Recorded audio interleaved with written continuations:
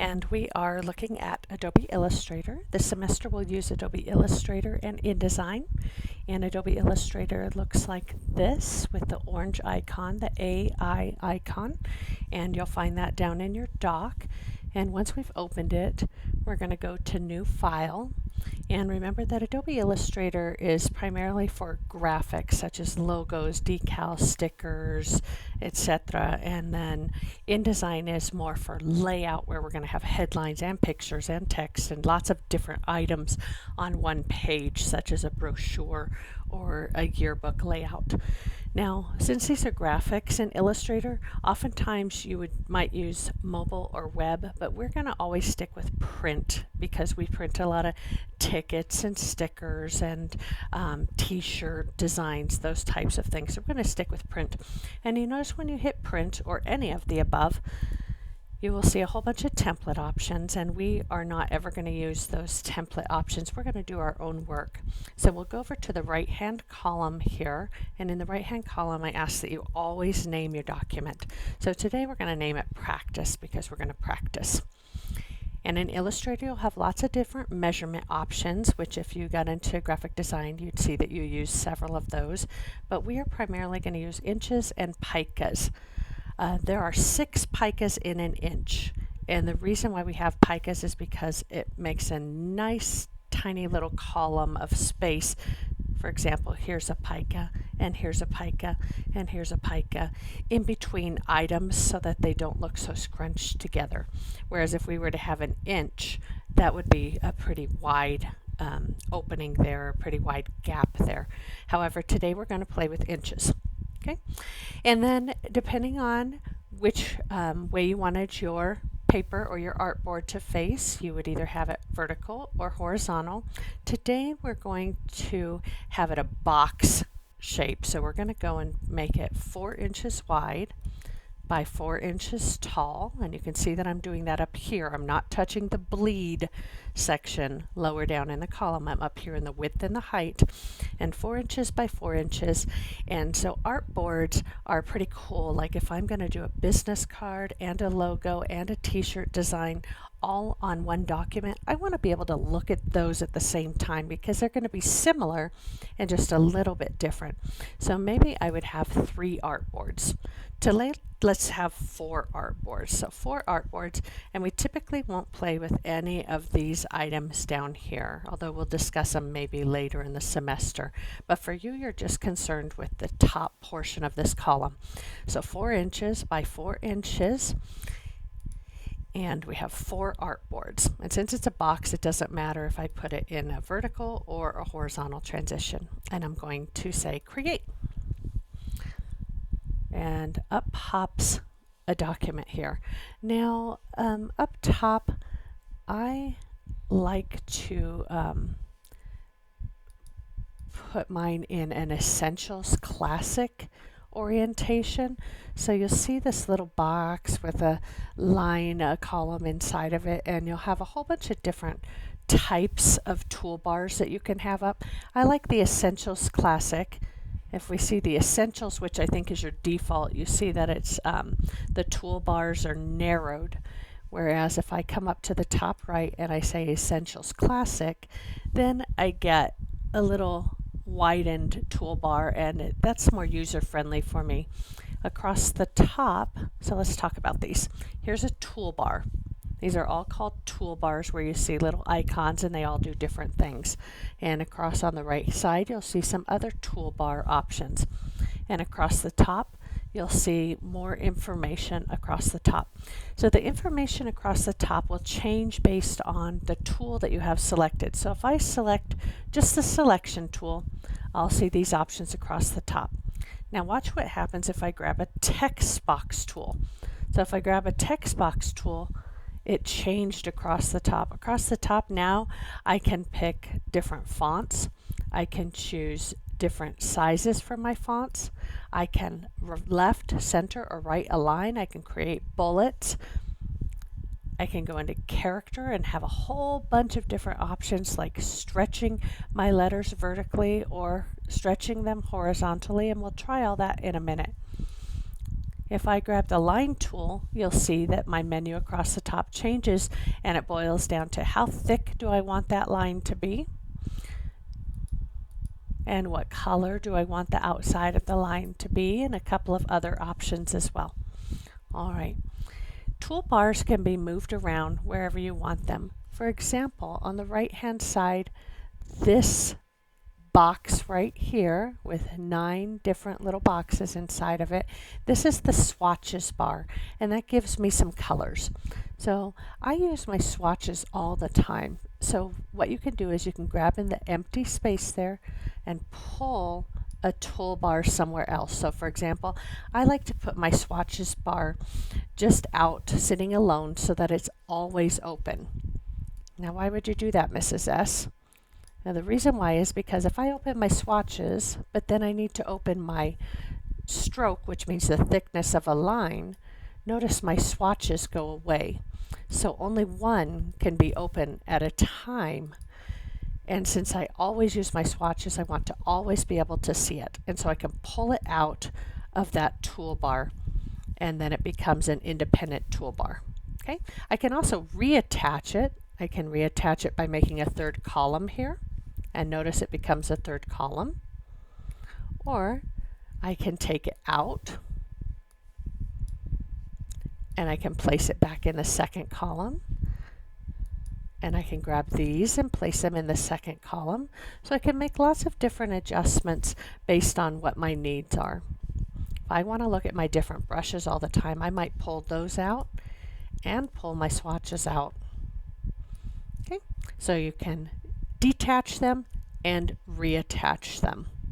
And if you ever lose something, for example, let's say I pull my swatches out and I accidentally click the X button. Now you see the swatches are gone. I simply go up to Window. I know you can't see that on your screen, but you're going to click Window at the very top of your computer, and I want my swatches back. And my swatches will reappear, and I can put them back into the bay so that I don't lose them. Or I can keep them out because I like them out. And I can make it smaller, or I can expand my toolbar panel. All right, so let's go over and look at the tools. There we go. All right, so over here we've got tools. This is the selection tool, and the selection tool allows you to select an entire object. This is the direct selection tool, and it will allow you to select points. So let's play with that.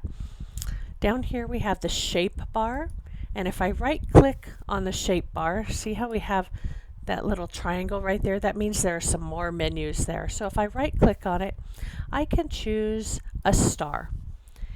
And I can either click and say that I want the star to have 5 points, and it will draw a star for me. Or with the star tool selected, I can click, hold down, and just draw a big star. So in order to move these, I'm going to grab my selection tool, and I can move the star into the center of an artboard. So that's the selection tool. With the selection tool, I can select an entire object and move it around wherever I want. Maybe this is my business card template, so it's going to be smaller. And this is my sticker, so it's going to be a little larger. And I can select edges and make it larger.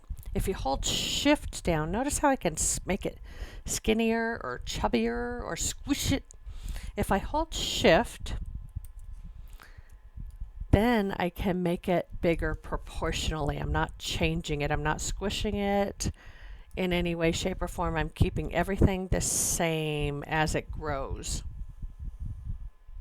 Okay, so if you hold Shift down, you can accomplish that. I could also grab onto the edge where I see the rounded arrows, and that would allow me to rotate the object. So I rotate the object slightly. All right, so let's look at the direct selection tool. With the direct selection tool, I can click on one anchor, is what this little square is called. It's called an anchor.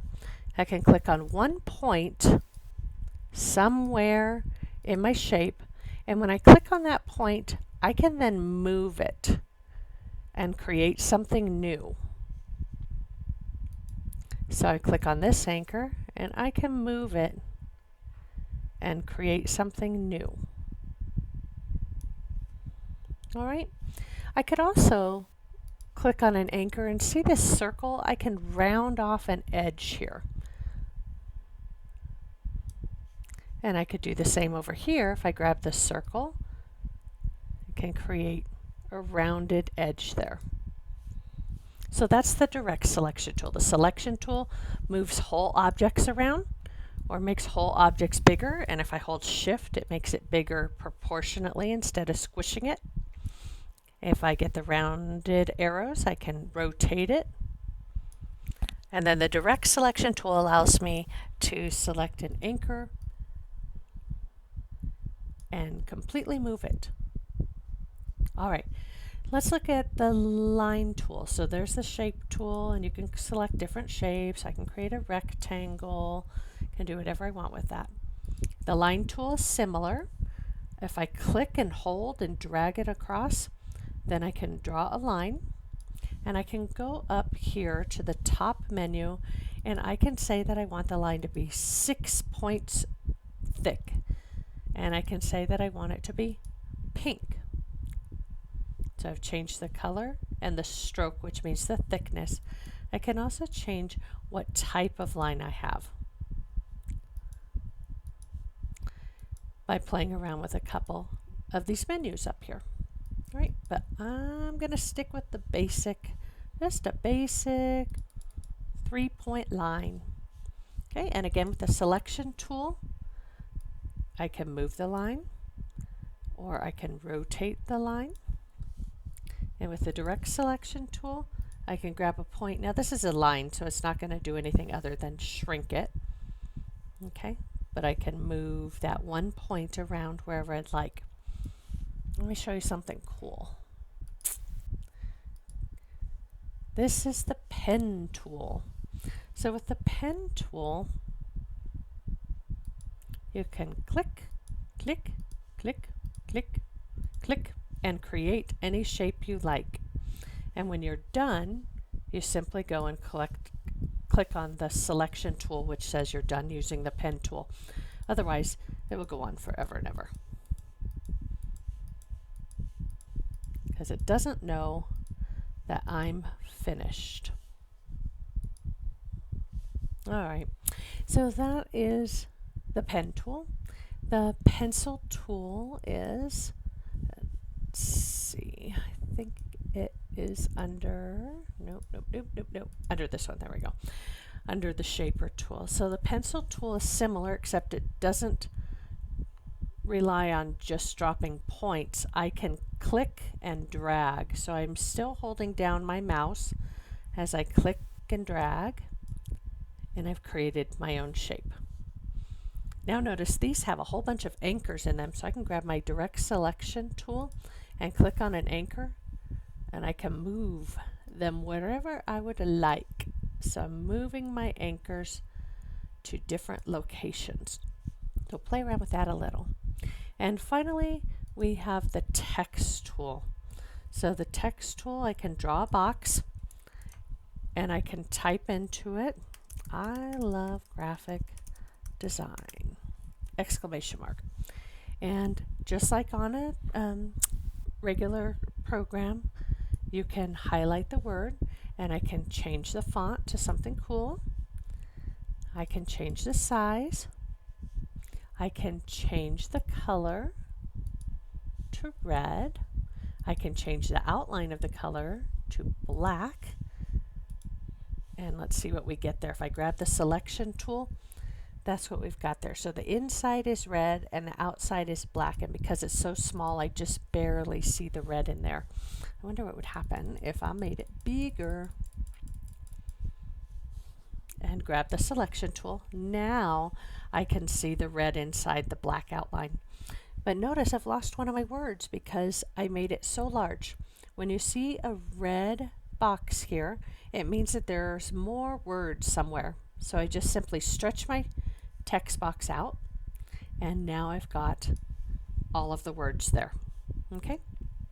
If I pushed return here and pushed it to another line, grab my selection tool, you see that the text box is too small to show the second line. So I have to pull it down instead of out now.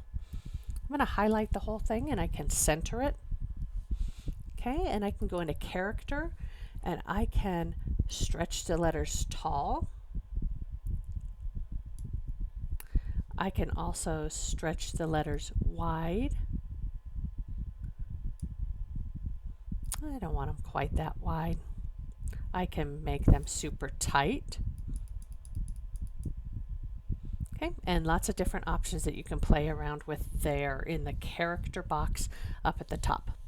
All right, so those are the basic tools right there. We've got the selection tool, the direct selection tool, the shape tool, the line tool, the pen tool, the pencil tool, which you have to right click right there on the shaper tool to get the pencil tool, and the text box there.